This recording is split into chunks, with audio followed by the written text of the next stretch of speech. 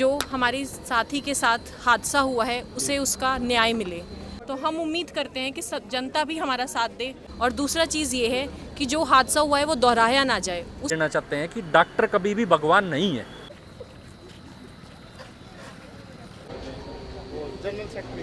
नमस्कार। इस समय हम महाराजा अग्रसेन मेडिकल कॉलेज के परिसर में मौजूद हैं। यहाँ सभी डॉक्टर इकट्ठे हुए हैं। पूछते हैं इनसे क्या कारण है। बता रहे हैं कि ये बहुत बड़ा मुद्दा है। अभी जानेंगे इनसे भी इस हड़ताल का, ये कैंडल मार्च निकाल रहे हैं, इसका क्या औचित्य है। आप जो कैंडल मार्च निकाल रहे हैं ये किस लिए निकाल रहे हैं? ये कैंडल मार्च हम इसलिए निकाल रहे हैं क्योंकि हमारी एक साथी resident female doctor R G medical college Kolkata के साथ की एक लड़की सेकेंड ईयर मेडिकल रेजिडेंट थी।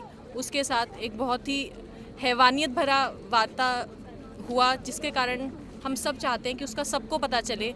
जब आम जनता के साथ इस तरह का कोई हादसा होता है तो हम अगर उनके साथ होते हैं, तो हम डॉक्टर्स के साथ अगर इस तरह का कुछ हो रहा है तो हम उम्मीद करते हैं कि जनता भी हमारा साथ दे। हम जब जनता की रक्षा करते हैं तो जनता का भी काम है, समाज का और हमारी सरकार का ये काम है कि हमारी रक्षा के लिए कुछ रूल्स बनाएं। हमारे लिए कुछ सहयोग हमें ज़रूरत है अब कि हमारे लिए नए रूल्स बनाए जाएं और उस लड़की को भी न्याय दिलवाना सबसे ज़रूरी चीज़ अभी वही है। तो क्या उनका ऑन ड्यूटी उनके साथ ये ऑन ड्यूटी थे या वो घर पे थे? जी हाँ, हम डॉक्टर्स के लिए एक आम बात है कि हम 30 घंटे 36 घंटे 24 घंटे की ड्यूटी करते हैं। उसके दौरान हम वहीं पे सोते हैं, खाते हैं और उस दौरान उनके साथ जब उनकी 36 घंटे की ड्यूटी थी, रात के 3 बजे के आसपास जब वो कुछ रेस्ट करने गई तो सेमिनार उनके पास एक प्रॉपर डीडीआर नहीं था। डॉक्टर्स रूम एक अवेलेबल होना चाहिए लड़कियों के लिए भी और लड़कों के लिए भी। डॉक्टर्स भी इंसान होते हैं, ये समझना चाहिए कि उनको भी आराम की ज़रूरत होती है।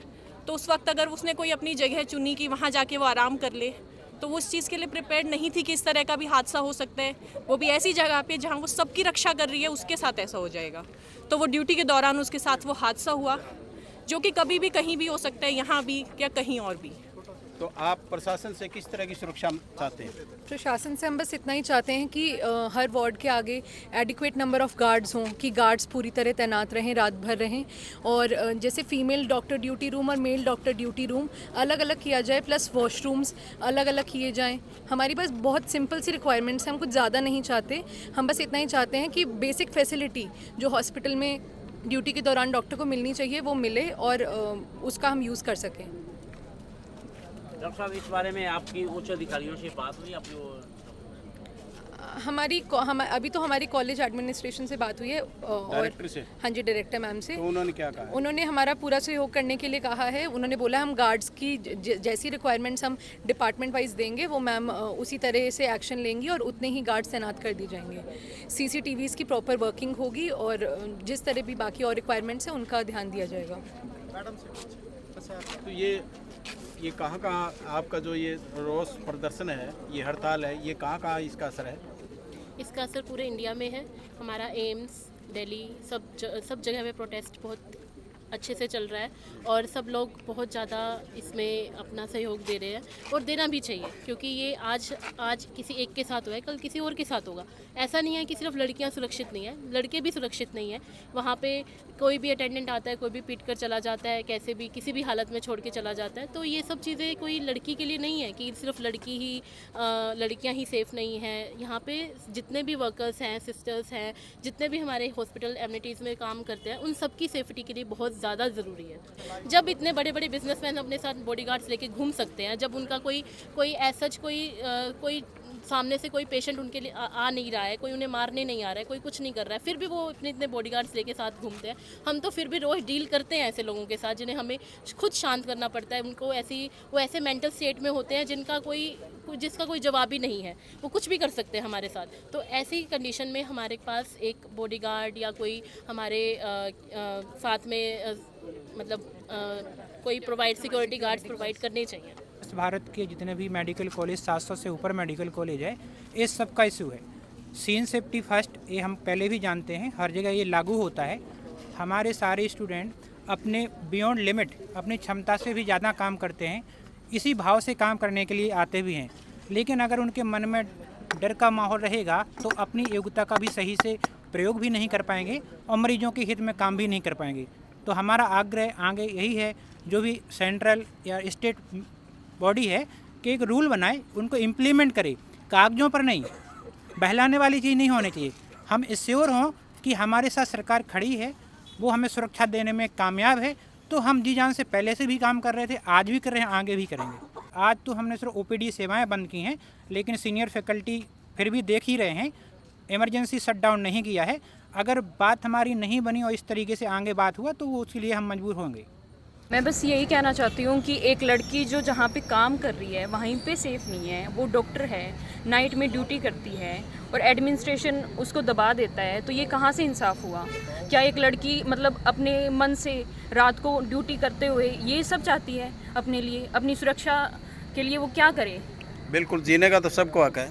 हाँ जी, तो फिर एडमिनिस्ट्रेशन ये सब चीज़ें दबा देता है, तो फिर हमें उसके लिए बस जस्टिस चाहिए और कुछ नहीं। कैंडल मार्च का कारण दो है। पहला कारण ये है कि जो हमारी साथी के साथ हादसा हुआ है उसे उसका न्याय मिले, और दूसरा चीज़ ये है कि जो हादसा हुआ है वो दोहराया ना जाए। उसके लिए हमें सतर्क रहने के साथ साथ कुछ प्रिवेंटिव मेजर्स की भी ज़रूरत है कि कुछ सुधार लाया जाए, जैसे सीसीटीवी कैमरा, गार्ड्स, डॉक्टर्स के लिए अलग रूम, उनके साथ वॉशरूम अटैच्ड हो सकता है वो बच्ची कहीं पे वॉशरूम जाने गई उसको नहीं हो। ये आम दिक्कतें हैं जो आप लोगों को बाहर समाज में लगता है कि डॉक्टर तो पता नहीं अंदर कैसी ज़िंदगी जी रहा है, पर ये सच नहीं है।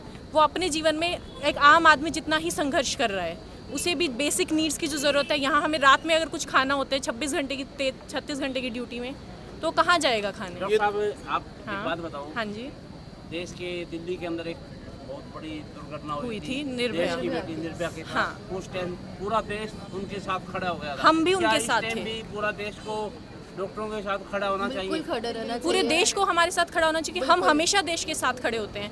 कब आज तक किसी डॉक्टर ने बोला कि इलाज नहीं करूँगा? कोई मर रहा है तो उसको बचाने की कोशिश नहीं करें, किसी डॉक्टर ने कभी मना किया? तो हम क्यों नहीं? हाँ, और ये सिर्फ डॉक्टर का नहीं, एक फीमेल का इशू था। आगे का जो हमारा रहेगा, मेनली जो कंसर्न है जो कोलकाता मेडिकल कॉलेज में हुआ है, अभी न्यूज़ के माध्यम से ही सुनने में आया है कि जो केस है वो सीबीआई को सौंपा जाएगा सुबह 10 बजे तक। जैसे ही केस सौंपा जाएगा, जो वहाँ की वेस्ट बंगाल की कोलकाता की जो लोकल रेजिडेंट एसोसिएशन है, वो जैसे ही फोर्डा में वहाँ की जो लोकल सिचुएशन को बताएगी, और फोर्डा का जो कलेक्टिव डिसीजन होगा ऑल इंडिया लेवल पे, और जो रोहतक से हमारी जो यूनिवर्सिटी है वहाँ जो पहुँचेगी लास्ट में, तब हमारी जो स्ट्राइक है, जो प्रोटेस्ट है, ये रोज़ प्रदर्शन है, तब ये मतलब का कॉल बैक हो सकता है। तो इस घटना को कितने दिन हो गए? इस घटना को, ये घटना 9 तारीख की है, 9 अगस्त को, और आज 13 अगस्त हो चुका है। तो इस दौरान कोई अरेस्ट वगैरह? अरेस्ट एक जो संजय रॉय करके एक मैन है, उसको अरेस्ट किया गया है, पर जो लोकल हैं, जो असलियत है कि केस में क्या हुआ है, इसमें अंदेशा लगाया जा रहा है कि जो पॉलिटिकल प्रेशर है या जो लोकल एडमिनिस्ट्रेशन है, उसका जो डॉक्टर्स के प्रति व्यवहार था वो ऐसा रहा है कि इस केस को दबाने की कोशिश की गई है। पहले इसको रूप सुसाइड का देने की कोशिश की गई है, और अभी भी जो लोकल डॉक्टर्स हैं वहाँ के संतुष्ट नहीं हैं प्रशासन की कार्रवाई से। ये क्या लगता है प्रशासन की कार्रवाई से कि भी वो हॉस्पिटल का ही कोई बंदा था या कोई बाहर से था या किसी पेशेंट का रिश्तेदार था, ऐसा कुछ कोई? कई बार जो रहता है ऑल ओवर इंडिया, जो देखा गया है, जब से मैं इस मेडिकल फील्ड में हूँ या पहले की भी बात सुनती हैं, देश की आज़ादी से लेके आज तक डॉक्टर सुरक्षित नहीं है देश में। छोटे मोटे इंसिडेंट हमेशा ही होते रहते हैं कि कभी डॉक्टर का हाथ तोड़ दिया जाता है, कभी पैर तोड़ दिया जाता है, कभी आँख फोड़ दी जाती है। बहुत बार न्यूज़ में आके या अखबार में आके सिर्फ वो कुछ दिन आता है और बंद हो जाता है। कागज़ पे कुछ रूल्स बना दिए जाते हैं जो कभी भी लागू देश में पूरी तरीके से ग्राउंड लेवल तक हो नहीं पाते हैं। तो क्या आपको उम्मीद है कि ये पहले की भांति इसी तरह से रहेगा या इसमें कुछ और बदलाव आएगा? हमेशा डॉक्टर्स क्या है कि पॉजिटिव रखते हैं। पेशेंट हमारे पास जिस तरीके से बिल्कुल जर्जर हालात में आता है, डॉक्टर्स में सबसे अच्छा गुण ये है कि कभी भी वो आशा को छोड़ते नहीं हैं। तो बदलाव ज़रूर होगा, और हम उम्मीद करते हैं जो वहाँ की लोकल गवर्नमेंट है या भारत सरकार है, वो डॉक्टर्स के लिए अच्छे रूल्स बनाएं, और उन रूल्स को कागज़ पे ना लागू करके उनको ग्राउंड लेवल तक लेके जाए। आज भी हमारे डायरेक्टर मैडम से बात हुई है जो इधर की सिक्योरिटी को लेके, क्योंकि वहाँ का इंसिडेंट तो हुआ ही है, पर ये हालात देश के कोने कोने में कि जहाँ डॉक्टर्स को अच्छी सुविधाएं नहीं मिल पा रही हैं, डॉक्टर्स रूम नहीं मिल पा रहे हैं। हम भी इंसान हैं, हम आपके माध्यम से क्लियर करना देना चाहते हैं कि डॉक्टर कभी भी भगवान नहीं है। हम आप जैसे इंसान हैं जिनको कुछ पढ़ाया गया है, ट्रेंड किया गया है, हमें सर्विस के लिए, लोगों की सेवा के लिए ट्रेंड किया गया है, और हमें भी भूख लगती है, हमें भी प्यास लगती है, हमें भी नींद आती है, हमें भी रेस्ट चाहिए होता है। देश की आज़ादी से लेके अभी तक हमेशा हमसे इतनी मतलब ओवरबर्डनड हम रहते हैं, 36 घंटे, 48 घंटे हमारी 60 घंटे ड्यूटी हो जाती है।